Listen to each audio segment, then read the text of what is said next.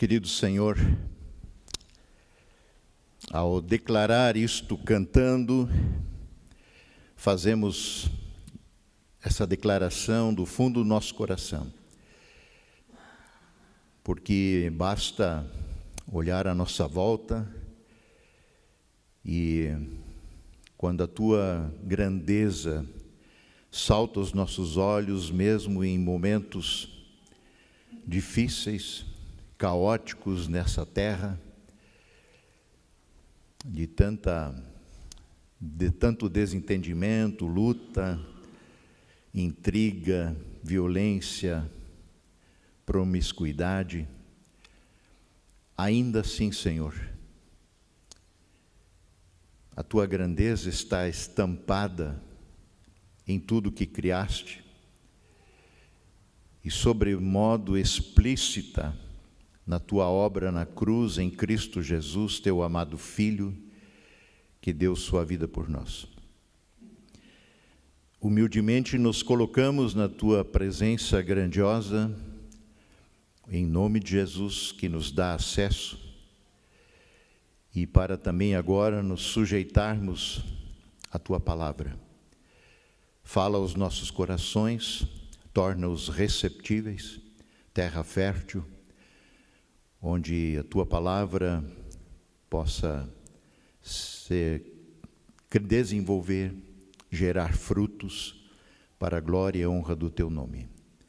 Abençoa-nos assim no falar e no ouvir, em nome de Jesus. Amém.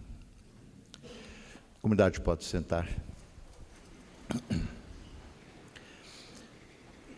Temos falado aqui ultimamente, fora domingo passado, né? Cristiele trouxe a palavra, pregou sobre a mulher hemorrágica, de alguma forma tem alguma conexão com algumas coisas aqui, mas nós temos falado sobre sermos transformados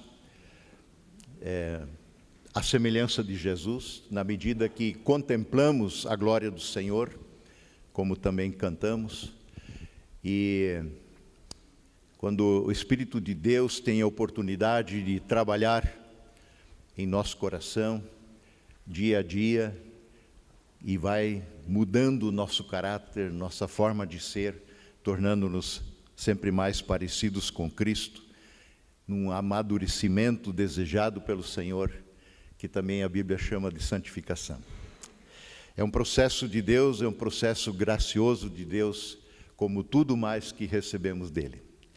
Falamos da última vez que estive aqui, domingo retrasado, sobre Saul, e como na sua arrogância ele procurava justificar a sua desobediência, sempre achando ainda que de alguma forma estava certo. Ele chegou e chega mesmo a utilizar de um argumento religioso para justificar um descumprimento explícito de uma ordem clara que Deus lhe tinha dado. Falamos nesse contexto de que meia obediência ainda é uma desobediência inteira.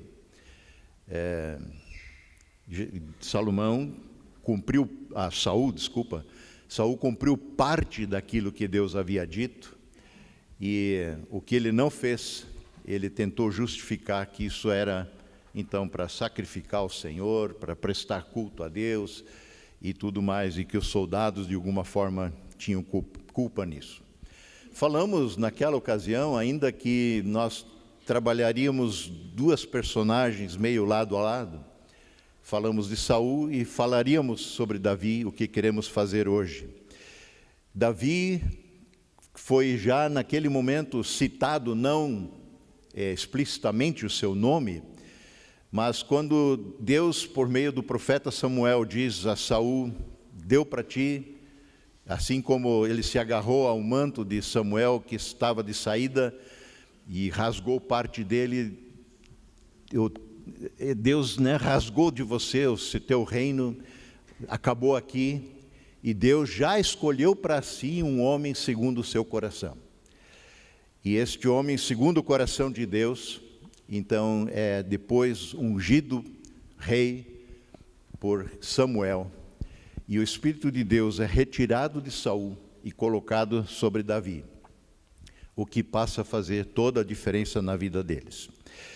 Muitas vezes a gente tem a impressão, quando lê ou fala a respeito de Davi, que Davi é um cara ilibado, uma pessoa, é sangue bom, né? Não tem erro, não tem nada de ruim na vida dele, tudo é certinho, é sem pecado algum, pessoa íntegra. Afinal, a gente tem tantas histórias boas para contar de Davi, temos tantos salmos de Davi. Então a gente tem às vezes colocado Davi num pedestal espiritual, né? Acima da média. Afinal, é alguém chamado amigo de Deus, um homem segundo o coração de Deus. Contudo, Davi é alguém como você e eu, semelhante a nós. Assim como Tiago, por exemplo, 5:17, fala a respeito de Elias. Quando ele cita Elias, diz que Elias era um homem semelhante a nós, sujeito aos mesmos sentimentos. Assim é com todas as personagens bíblicas, semelhante a você e a mim. Pessoas que carecem da graça de Deus, pessoas que confiaram no Senhor ou não. Essa é a tônica. E como nós, Davi também procurou esconder o seu pecado de Deus e especialmente também dos outros. É o que também nós fazemos, né? Muitas vezes relutamos em confessar nosso pecado, reconhecê-lo e buscar graça e perdão diante do Senhor. A gente, cada culto, ora pedindo pelo perdão de Deus, não como apenas uma dimensão litúrgica dentro do culto, mas porque a gente chega aqui assim. Muita coisa aconteceu que não foi da vontade do Senhor. E temos um espaço que, como comunidade, como igreja, de confessar o nosso pecado. Afinal, há alívio, há vida na confissão do pecado. Davi sabia disso, Davi experimentou isso e Davi falou disso. Por exemplo, em um dos salmos que ele trata dessa questão, é o Salmo 32. E ele diz assim: como é feliz, ou seja, bem-aventurado, abençoado, aquele cuja desobediência é perdoada. Como é feliz, abençoado, bem-aventurado, aquele cujo pecado é coberto.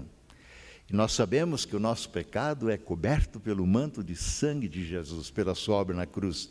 E ele continua, verso 2, sim, como é feliz aquele cuja culpa o Senhor não leva em conta. Como é feliz aquele cuja consciência é sempre sincera, sem cera, sem máscara, sem fingimento, aquele que abre o seu coração. Enquanto me recusei a confessar o meu pecado, o meu corpo definhou. Eu gemia o dia inteiro, diz Davi, enquanto eu calei a respeito do meu pecado, não o confessei. Dia e noite a tua mão, Senhor, pesava sobre mim, minha força evaporou como a água no calor do dia. E aí tem um interlúdio, uma pausa, um silêncio. Silêncio para refletir, quem sabe orar. Temos calado a respeito do nosso pecado diante do Senhor. Você tem sentido o peso da mão de Deus quando você faz isso? Mas ele segue, verso 5, finalmente, confessei a ti todos os meus pecados. Não alguns, não os confessáveis, não os que a gente imagina que sejam perdoáveis. Confessei a ti todos os meus pecados, não escondi mais a minha culpa. Vejam que ele realmente escondia de Deus, tentava esconder de Deus a sua culpa, o seu pecado. E eu disse comigo mesmo, confessarei ao Senhor a minha rebeldia. É isso que o pecado é, rebeldia. E tu perdoaste toda a minha culpa. Então, Davi faz um apelo. Ali há de novo um interlúdio, uma pausa. E aí ele faz um apelo no verso 6 e diz: portanto, todos que forem fiéis, orem a ti enquanto há tempo, para que não se afoguem quando vier a inundação. Claro que ele não está pensando nas enchentes que temos por aí ultimamente. A gente fala e tem essa linguagem, inclusive ainda hoje no nosso dia a dia, quando a água bate no pescoço, quando a água bate no nariz, quando a gente se envolveu, se enroscou tanto que não tem mais saída, e às vezes sucumbimos, e não há mais tempo para pedir pela graça de Deus. Todos que forem fiéis, orem a ti enquanto há tempo, porque o Senhor é gracioso, o Senhor perdoa. Então, Deus pode preparar ou permitir que determinados pecados tenham consequências que a gente não consegue controlar, porque essa é a nossa tendência. Todo pecado tem consequências. E a gente quer controlar as consequências dos nossos pecados, porque eles costumam expor publicamente, e obviamente diante de Deus, o nosso pecado. E aí começamos um exercício, uma manobra, que é exaustiva e que não traz resultados. Eu nunca fiz essa experiência, mas eu consigo me imaginar você numa piscina de água, cheia de rolhas ou bolinha de ping-pong, algo assim, e você tentar manter elas debaixo da água o tempo todo. Esse é o projeto de tentar ocultar. Você vai se ocupar e vai se estressar e não vai conseguir. Mas por que precisamos sempre de novo tratar da questão do pecado? Tem gente que abomina essa palavra. Muitos já não querem mais nem ouvir falar de pecado. Houve um tempo que a gente falava de pecado e as pessoas se arrependiam. Hoje a gente fala de pecado, o pessoal muda de igreja. Mas, vamos lá, não dá para calar, né? Primeira razão por que precisamos falar de pecado é porque Deus leva o nosso pecado a sério, muito a sério. Ele não pode tolerar o pecado. Deixa eu só ver se eu abri por acaso. Eu passei os olhos numa situação aqui. O Senhor é muito paciente e grande em fidelidade, e perdoa a iniquidade e a rebelião, se bem que não deixa o pecado sem punição, e castiga os filhos pela iniquidade dos pais até a 3ª e 4ª geração. Segundo a tua grande fidelidade, perdoa a iniquidade deste povo, como a este povo tens perdoado desde que saíram do Egito. O pecado não fica sem consequência.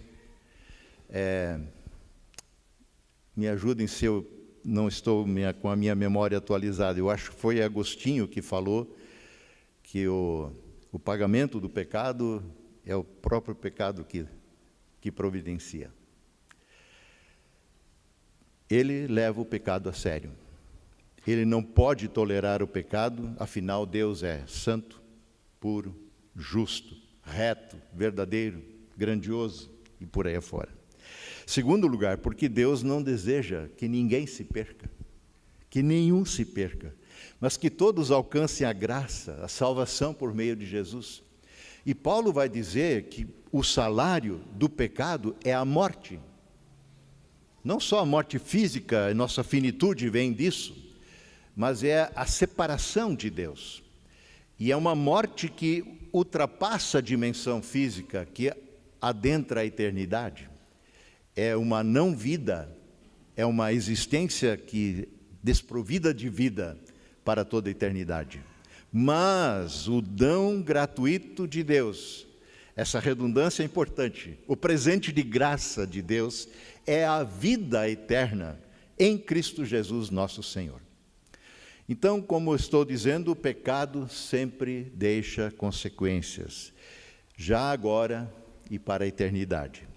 E muitos acham que podem controlar as consequências dos pecados que cometem. Vejamos o caso de Davi. Marcelo, então é contigo, 2 Samuel 11. A gente vai adentrar um pouco nesse texto, só dá um tempinho que eu já te chamo para isso. Em 2 Samuel 11 e capítulo 12, nós temos a história do adultério de Davi com Batseba. Samuel usa 2 capítulos inteiros para descrever esse pecado e suas consequências, mas também o agir de Deus. E Samuel nos conta que essa história acontece na primavera. O exército, como de costume, havia saído à guerra, mas dessa vez Davi permaneceu em casa, em Jerusalém. Ele não foi junto para a guerra. Ele já tinha um pouco mais também de idade, né? E, aliás, vocês já observaram quantas vezes, muitas vezes, determinados pecados são gestados no momento da ociosidade da mente, ou mesmo de fazer alguma coisa. Como diz um adágio popular, mente vazia, oficina do diabo. Não está de todo errado. Paulo, inclusive, recomenda: mantenham o pensamento nas coisas lá do alto, e não nas coisas terrenas, porque vocês morreram e agora a sua vida está escondida em Cristo, com Cristo em Deus. Então, verso 2, 2 Samuel 11. Uma tarde, Davi levantou-se da cama e foi passear pelo terraço. Tudo normal. Do terraço ele viu uma mulher bonita, ainda seria normal. O problema é que ela estava tomando banho. Deveria, e eu percebo que o Espírito de Deus age assim, há uma situação, acende uma luzinha amarela. Presta atenção. Cuidado. A luzinha talvez acendeu, e o verso 3 diz que ele mandou alguém procurar saber quem era. Disseram a ele: é Batseba, filha de Eliã, a mulher de Urias, o hitita, que é soldado nas tropas dele, que está em guerra, está fora. E aqui já deveria ter acendido a luz vermelha. Afinal, Batseba, é casada, tem marido, que está longe. Ao mesmo tempo, há uma configuração de possibilidades acontecendo. Sabe aquela outro adágio popular, a ocasião faz o ladrão? Nós vimos em Braço do Norte, e foi roubado um carro, se não me engano tinha uma criança dentro, de frente de uma loja de calçados, e depois dava para ver pelo vídeo, que o cara vinha passando, Braço do Norte. O que acontece em Braço do Norte, né? O vidro estava abaixado, a chave na ignição. O cara deu meia volta, sentou e foi embora. A ocasião faz o ladrão. As ocasiões estão aí, e são variadas. Oportunidade de dar uma deslizada na área financeira, e por aí vai, ou seja lá qual for. Verso 4, Davi mandou que trouxessem a Batseba e se deitou com ela. Ela que havia acabado de se purificar da sua impureza, da sua menstruação. A Cristiele explicou um pouco aqui, domingo passado, o que isso implicava. A mulher, no seu tempo de menstruação, ficava meio que isolada, o que ela tocasse, ou ela mesma estaria impura, não só no sentido da impureza, né? Mas no sentido cerimonial. Ela não poderia e impediria aquele que tocasse nela de participar de um culto, da celebração no templo. E, bom, você deitou com ela e ela voltou para casa. Um sexo casual, sem propósito, fora do casamento. Além disso, adultério, porque tanto Batseba quanto Davi eram casados. Uma situação que Deus deixa claro que essa não é a vontade dele. Está lá na lei, nos 10 mandamentos, que também nós conhecemos. Agora surge a consequência, e as consequências nunca são desejadas, nem esperadas. Elas sempre são indesejadas e inesperadas. Verso 5, a mulher engravidou. E mandou um recado para Davi, dizendo, aí cara, estou grávida. Alguma novidade? Acho que não. A gente ouve isso e talvez vivenciou isso muitas, inúmeras vezes. Porque a casualidade do prazer que se busca, ou na casualidade das relações, é tão e somente para atender os anseios e desejos da nossa carne. Não há compromisso, não há continuidade, não há fidelidade, não há amor, apenas interesses. E se usa um ao outro mutuamente para atender princípios e desejos da sua carne. Como diria Jesus, aos que pretendiam apedrejar a mulher pega em flagrante adultério, se alguém aí estiver sem pecado, que atire a primeira pedra.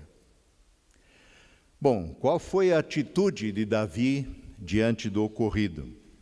Diz o verso 6, em face disso, Davi mandou essa mensagem a Joabe. Joabe é o comandante que está liderando a guerra longe de Jerusalém, está lá no fronte, e ele envia com Urias essa mensagem, com o próprio Urias. Aliás, desculpa, ainda não. Depois ele envia uma mensagem com Urias. Mandou uma mensagem para o comandante das suas tropas, Joabe. Joabe, envie-me Urias, o hitita. E Joabe o enviou. Quando Urias chegou, Davi perguntou a Urias, aí, como é que está Joabe? E como andam os soldados? Como é que está indo a guerra? Papo furado. Ele não estava nem aí com esse negócio, não estava interessado. E disse para ele, assim que Urias chegou, porque ele veio, se apresentou ao rei, onde obviamente seria uma fonte de informações da guerra. Perguntado as perguntas retóricas, Davi disse para ele, verso 8, vá descansar um pouco em casa, cara. E Urias saiu do palácio e logo lhe foi mandado um presente do rei. É meio explícito a tentativa de Davi manobrar a situação, de alguma forma fazer com que Urias termine na cama de sua esposa, Batseba. E a propósito, é claro, uma vez consumada essa relação, a volta de um soldado da guerra, depois de tempo ausente, justificaria o nascimento do bebê que veio. Tudo isso são subterfúgios, pretextos, artimanhas para tentar controlar as consequências do pecado. Verso 9. Mas Urias dormiu na entrada do palácio, onde dormiam os guardas de seu senhor, e não foi para casa. Caramba! Aqui começou a ficar torto o projeto do Davi.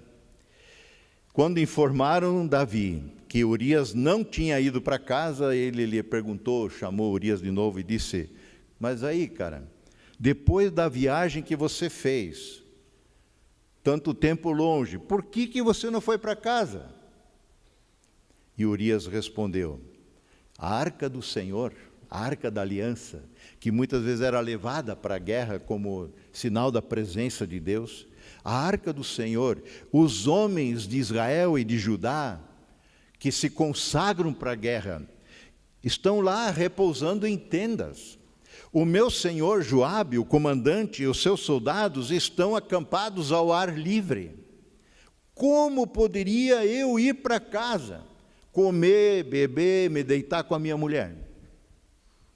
Se eu estou em guerra ainda, estou consagrado ao Senhor, eu não vou fazer esse negócio, não. Bom, e ele diz ainda: juro por teu nome e por tua vida, Davi, que não farei uma coisa dessas, não vou para casa. O projeto de Davi de encobrir as consequências do seu pecado foi água abaixo. Verso 12, então Davi lhe disse: fica aqui um dia a mais, amanhã eu mandarei de volta. E Urias ficou em Jerusalém, mas no dia seguinte, Davi o convidou para comer e beber e o embriagou. Vocês percebem como as coisas só vão piorando? Na tentativa de manobrar, de encobrir as consequências do pecado, Davi vai se afundando. É Davi quem vai se afundando. Ele vai criando tramas, sendo inspirado, quem sabe, né? E vai envolvendo pessoas e a coisa vai ficando maior. Assim é também com a mentira. Para você sustentar uma mentira, você precisa de mais 7, 10 para sustentar aquela, e assim cada uma delas. É uma progressão geométrica. E nós vivemos numa sociedade, numa cultura, em que a mentira é vista como socialmente aceita, quando não até mesmo necessária. Numa enquete sobre mentira, alguém respondeu assim e disse: para ser sincera, eu acho que em nossa cultura, de fato, mentir costuma ser muito bem aceito do que dizer a verdade. Ser sincero e honesto gera muito conflito.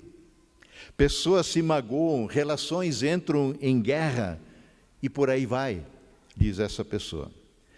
Implicitamente, por que admitir ter mentido? Claro, seria dizer a verdade. Admitir a mentira. Quem admite ter mentido tem que se preparar para ser apedrejado em nossa sociedade. Daí a valorização daquela área cinzenta. Meias mentiras, meias verdades, omissões, não se diz tudo. Enfim, evitar uma verdade direta ou dizer apenas parte dela parece uma opção bem mais diplomática, especialmente nos casos em que dizer a verdade não ajuda, não vai mudar nada e vai só resultar em briga. Então, justifica-se a mentira. A mentira, o engano, é próprio do diabo, do maligno. A mentira escraviza. A mentira é geradora de morte. Jesus disse aos judeus que haviam crido nele: se vocês permanecerem firmes na minha palavra, verdadeiramente serão meus discípulos e conhecerão a verdade, e a verdade os libertará. João 8. Lembrando de que a verdade não são fatos, narrativas corretas de fatos, palavra em moda, né? Narrativa, mas Ele mesmo é a verdade.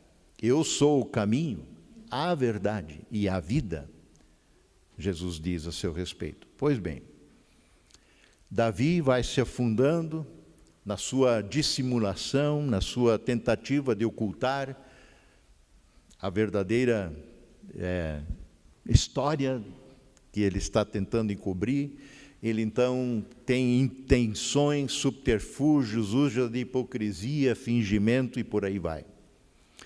Verso 13, Davi então o convidou, eu repito, a Urias para comer e beber e o embriagou. À tarde, porém, Urias saiu para dormir em sua esteira, onde os guardas de seu senhor dormiam, e não foi para casa. Davi achou que, bom, agora com a cabeça feita, o cara não pensa mais direito, ele vai para casa. E o cara foi para o quartel de novo. De manhã, Davi enviou uma carta a Joabe por meio de Urias. E nela escreveu o seguinte: Joabe, ponha Urias na linha de frente da guerra. Deixe onde o combate estiver mais violento, para que seja ferido e morra. Como Joabe tinha cercado a cidade, colocou Urias no lugar onde sabia que os inimigos estavam mais fortes, e ali foi o fim de Urias. Vejam a maldição do pecado. Ele, aqui nesse caso, gera morte de fato, morte física, mas ele vai se aprofundando. Você é enredado, é como um redemoinho que você, no começo, nada de braçada, lá por fora, em águas tranquilas. Mas se não se esqueça que é só uma questão de tempo, ele te arrasta para o miolo, para o centro, e ali ele te suga. Joabe acaba sendo envolvido, ele que não tinha nada a ver com essa história. Estaria Joabe isento de fazer o que Davi mandou? Botar Urias lá na frente da guerra para matar, para morrer?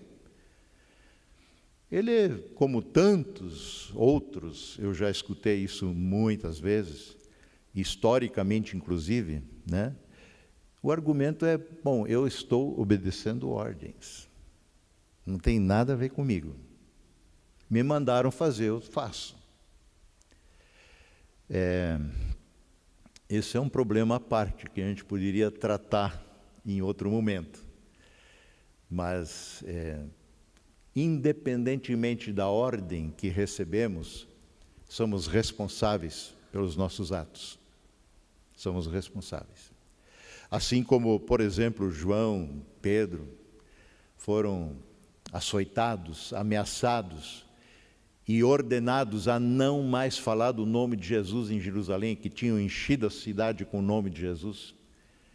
Pedro simplesmente, diante de uma ameaça muito séria, inclusive de vida, disse, bom, avaliem os senhores, se antes convém obedecer a Deus ou a vocês. Quando os homens da cidade saíram a lutar contra Joabe, verso 17, alguns dos oficiais da guarda de Davi morreram, e também Urias, o hitita. Gente tem que morrer. Joabe, verso 18, enviou a Davi um relatório completo da batalha, dando as seguintes instruções ao mensageiro, que foi levar a notícia. Ao acabar de apresentar ao rei este relatório, que ele mandou levar, pode ser que o rei fique muito indignado com a notícia dessa matança e pergunte, mas por que vocês se aproximaram tanto da cidade para combater? Vocês não sabiam que o pessoal atira flecha lá de cima dos muros? Em Tebes, quem é que matou Abimeleque, o filho de Jerubezete? Não foi uma mulher que da muralha atirou uma pedra na cabeça do cara, uma pedra de moinho, e ele morreu? Por que vocês se aproximaram tanto da muralha? Se o rei perguntar esse negócio, então você diga para ele só o seguinte, e morreu também o teu servo Urias, o hitita, ele também morreu. Vejam, pessoas morrem, oficiais de Davi morrem, para dissimular a morte de Urias. Verso 22, o mensageiro partiu e ao chegar contou tudo a Davi, o que Joabe havia mandado falar. Aí eu pulo um pouco dessa história, verso 25, e Davi mandou então o mensageiro a dizer a Joabe um retorno dessa notícia. Joabe, não fique preocupado com isso, pois a espada não escolhe a quem devorar. Morre sempre gente na frente da batalha. Urias é só mais um. Reforce o ataque à cidade até destruí-la, e ainda insistiu com o mensageiro que encorajasse Joabe. Verso 26, quando a mulher de Urias, Batseba, soube que seu marido havia morrido, ela chorou por ele. Passado o luto, Davi mandou que a trouxessem para o palácio. Ela se tornou sua mulher e teve um filho com ele, aquele filho. Final feliz, não é? Não é o que Davi queria? Ok, está aí, final feliz. É o que interessa, a gente conseguir o que quer. E ainda mais se nós conseguimos, muitas vezes, encobrir as situações. Agora, no verso 27, ele não termina ali. Diz assim: mas o que Davi fez desagradou ao Senhor. Desagradou ao Senhor. Finais felizes não são um aval de que isso tem aprovação de Deus. Porque os finais felizes são segundo a nossa perspectiva. Os finais felizes, segundo a felicidade que o mundo busca e deseja, não significa que aí está uma coisa que Deus aprovou. Ah, mas foi tão bom, deu tudo certo, isso, porque se é reto, se é certo, se é bom, se é feliz, tem que vir de Deus. Será? O propósito principal da nossa existência não é a nossa felicidade a qualquer custo, felicidade do jeito que a gente a conhece e busca aqui.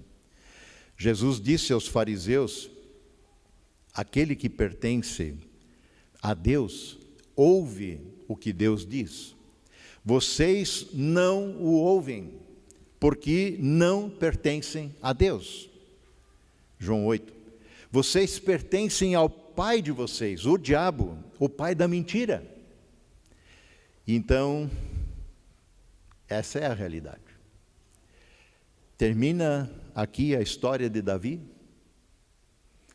Afinal, ele conseguiu gerenciar as consequências do seu pecado, saiu ileso da situação, deu para casar a tempo e justificar o nascimento do filho.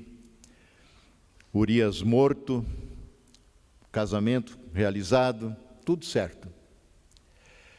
Agora, Deus costuma, graças a Deus, nos exortar, expor o nosso pecado, expor através de consequências que na realidade não conseguimos muitas vezes controlar, porque Ele deseja que a gente confesse o nosso pecado, arrependidos.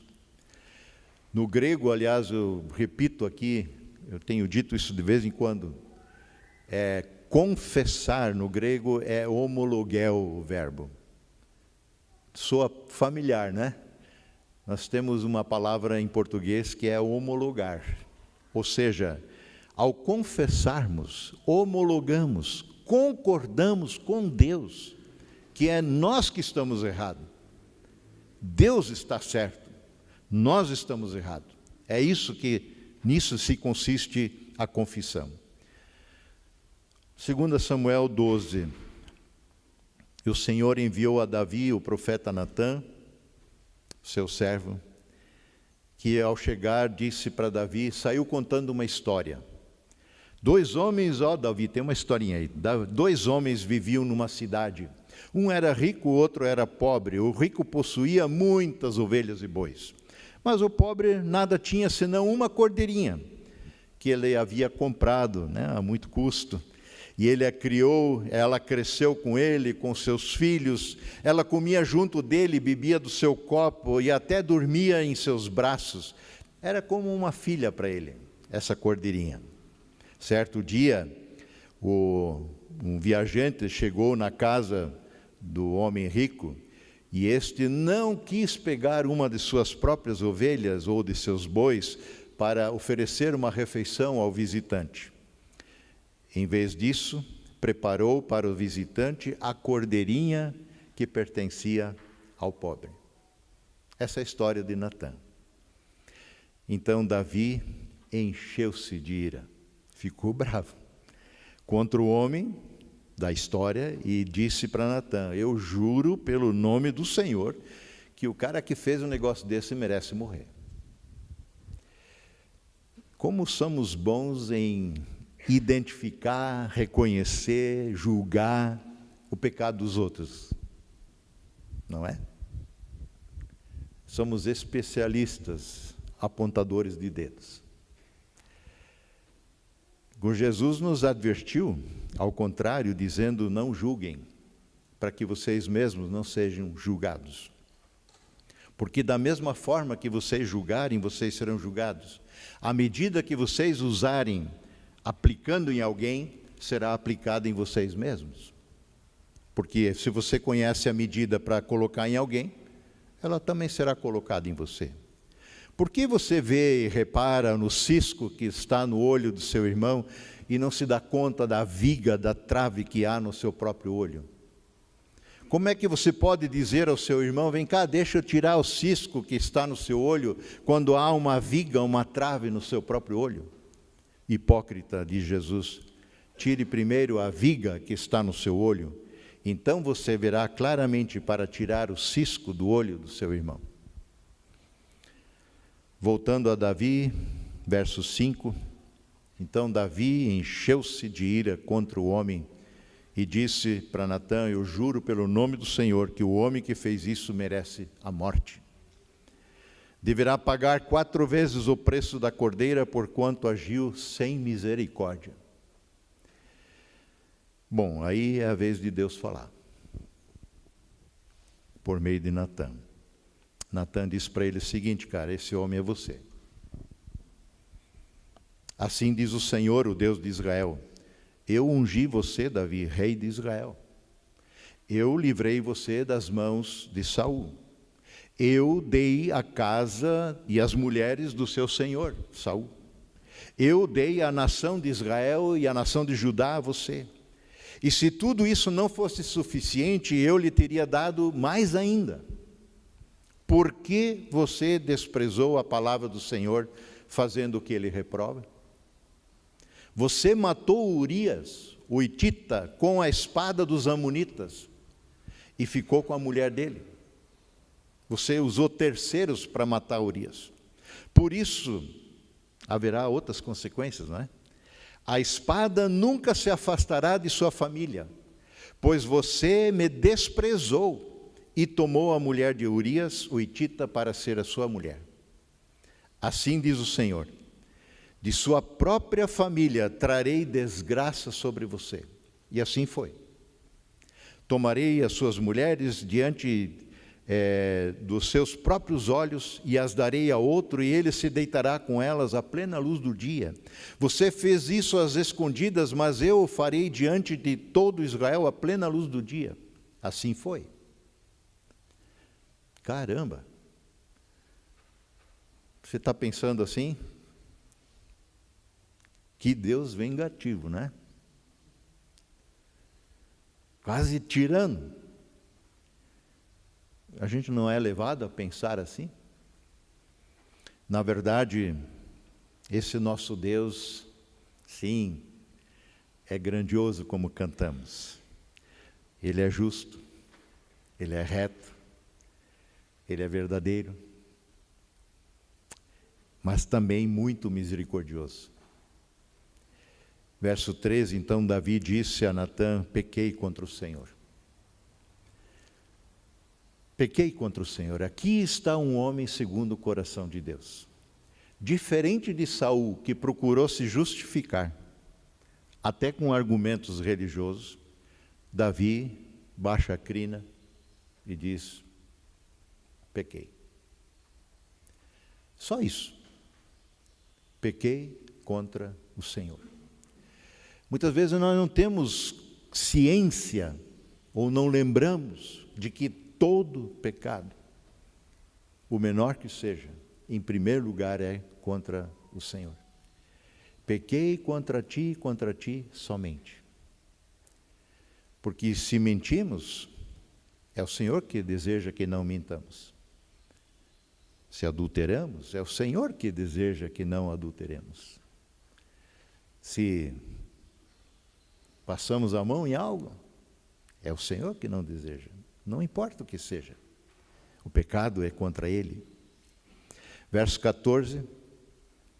Entretanto, uma vez que você insultou o Senhor, o menino morrerá.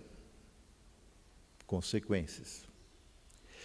Verso 24, eu pulo aí algumas coisas, temos que terminar, o almoço já está no fogo, né?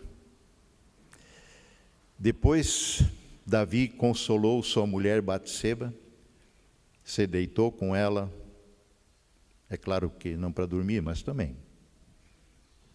E ela teve um menino, um outro menino, a quem Davi deu o nome de Salomão. E o Senhor o amou. E a gente está lendo aí, quem está acompanhando o plano de leitura bíblica da nossa igreja, estamos lendo sobre Salomão. Aliás, hoje, leitura é da sua morte, né? E o Senhor o amou. O Senhor deu continuidade ao reinado de Davi, através deste grande homem, Salomão. Eu quero lembrar, finalizando, que o nosso tema principal é a nossa luta contra o orgulho, a nossa prepotência, a nossa soberba, a nossa tentativa de auto-justificarmos nossos atos. Esta é a grande diferença entre Saul e Davi, como já mencionei. É o próprio Salomão que ouvimos posteriormente dizer nos seus provérbios. Provérbios 15, 32 e 33.